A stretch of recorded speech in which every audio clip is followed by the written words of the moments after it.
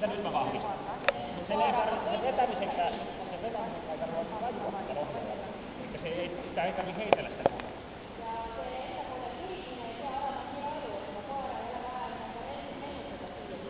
Elikkä nyt näette sitä, mitä mä oon passin ja tää koira on passin. Ja nyt näette, missä teidän sillä puolella on ollut yksin ja se, että se vaan on siinä koira. Äsken kun ohjaaja aloitti, kun harvaamista verran ohjaaja on passin. Et ennen kuin koira aloitti, kun harvaamis tuntutaan, että koira ei ole lähteä kiinni. Joo, ohjaaja.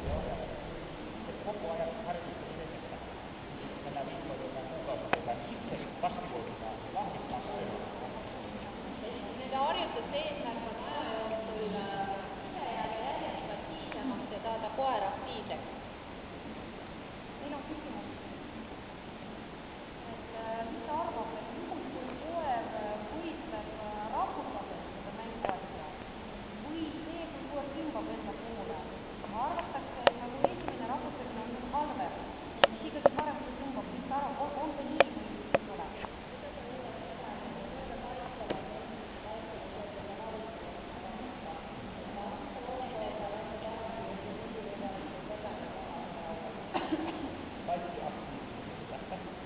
Igasugune aktiivsus on hea. Tätä käytetään motivointikeinona.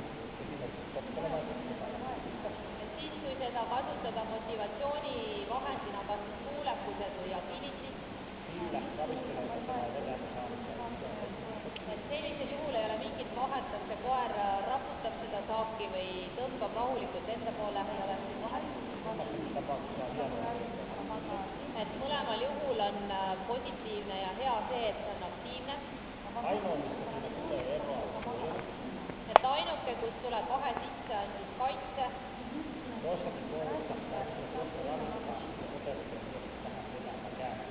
Et osade koerte puhul on siis see, et kui ta hakkab seda saaki raputama, siis see haare hakkab nii-öelda libisema ja liikuma. Ja kaitsetöös hinnatakse seda veaks. Kuna kaitse osas, siis see haare peab olema stabiilne. Ja see haare püsib paremini stabiilsena siis, kui see koer tõmbab.